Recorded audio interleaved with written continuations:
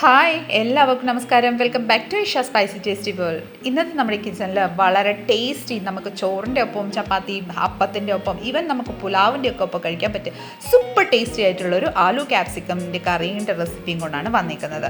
തീർച്ചയായിട്ടും നിങ്ങൾക്ക് എല്ലാവർക്കും ഇഷ്ടപ്പെടുന്നതായിരിക്കും. സോ റെസിപ്പി എല്ലാവരും സ്കിപ്പ് ചെയ്യാതെ കണ്ടോളൂ. കണ്ടതിന് ശേഷം നിങ്ങളുടെ ഫീഡ്ബാക്ക് എന്നിൽ അറിയിക്കാൻ മറക്കല്ല. അപ്പോൾ പെട്ടെന്ന് തന്നെ നമുക്ക് അടിപൊളി കറിയുടെ റെസിപ്പിയിലോട്ട് കിടക്കാം.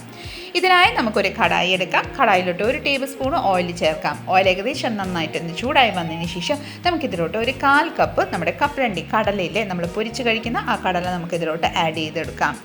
കപ്പലണ്ടി ആഡ് ചെയ്തതിന് ശേഷം നന്നായിട്ടൊന്ന് വഴറ്റി നല്ലൊരു പൊട്ടലും നല്ല ആ ഒരു സൗണ്ടും നല്ലൊരു അറോമ വരുന്നിടം വരെ ഒന്ന് വറുത്തെടുത്തതിന് ശേഷം നമുക്കിതിലോട്ട് ഒരു മീഡിയം സൈസ് സവോള ഞാൻ ക്യൂബ്സ് ആക്കി കട്ട് ചെയ്തിട്ടുണ്ട്. അത് നമുക്കിതിലോട്ട് ആഡ് ചെയ്ത് കൊടുക്കാം.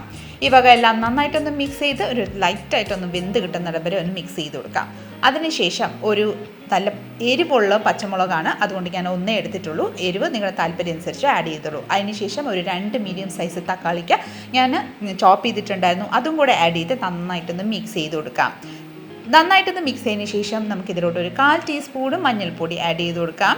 മഞ്ഞൾപ്പൊടി ആഡ് ചെയ്തതിന് ശേഷം ആവശ്യമനുസരിച്ച് ഉപ്പും കൂടെ ആഡ് ചെയ്യാം. തക്കാളിക്ക് പെട്ടെന്നൊന്ന് വെന്ത് കിട്ടാൻ വേണ്ടിയിട്ടാണ് ഉപ്പ് ആഡ് ചെയ്യുന്നത്.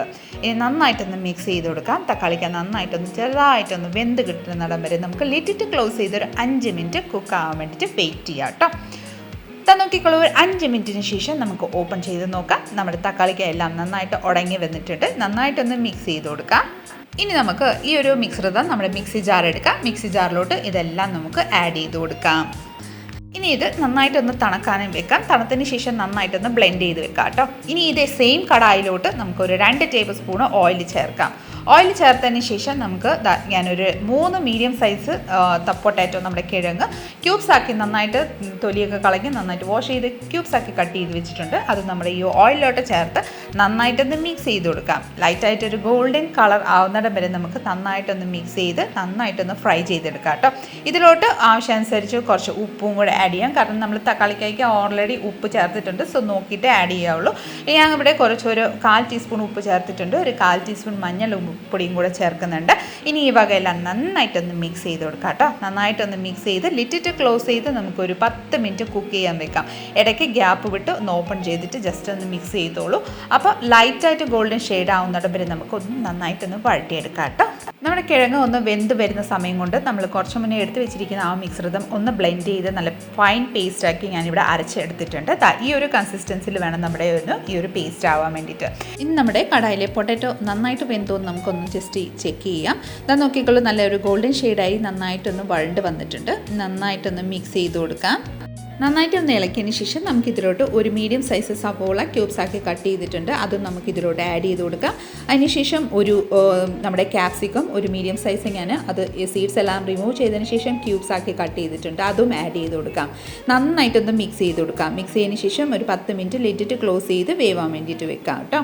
10 മിനിറ്റിന് ശേഷം ലിഡ് ഓപ്പൺ ചെയ്ത് നമുക്ക് നോക്കാം. നമ്മുടെ കിഴങ്ങും സവോളയും ക്യാപ്സിക്കം എല്ലാം നന്നായിട്ട് ലൈറ്റായിട്ട് കുക്ക്ഡ് ആയിട്ടുണ്ട്. ഇനി നമുക്ക് ഇതിലോട്ട് കുറച്ച് മുന്നേ അരച്ച് വെച്ചിരിക്കുന്ന ആ ഒരു പേസ്റ്റ് നമുക്ക് ഇതിലോട്ട് ആഡ് ചെയ്ത് കൊടുക്കാം കേട്ടോ.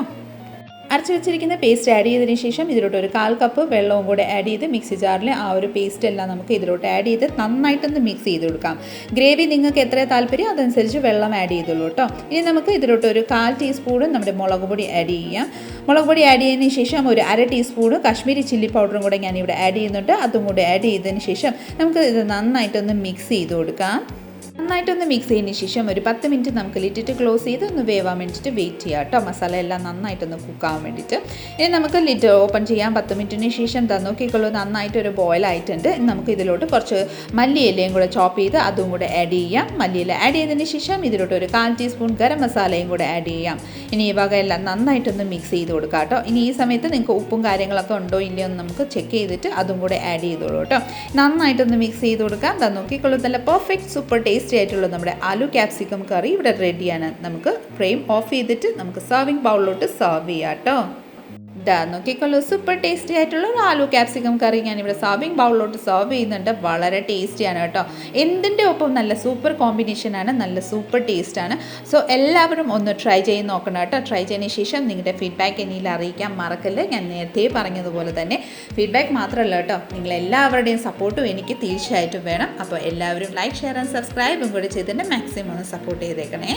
തൊട്ടടുത്തുള്ള ബെൽ ബട്ടൺ കൂടെ ഒന്ന് ക്ലിക്ക് ചെയ്യുവാണെങ്കിൽ ഞാൻ എടുത്ത പുതിയ പുതിയ വീഡിയോസിൻ്റെ നോട്ടിഫിക്കേഷൻ നിങ്ങൾക്ക് അപ്പോൾ തന്നെ കിട്ടുന്നതായിരിക്കും. സോ അടുത്ത നല്ലൊരു റെസിപ്പിയും കൊണ്ട് വരുന്നവരെ എല്ലാവരും stay tune, be happy and keep smiling. Thank you for watching and bye bye.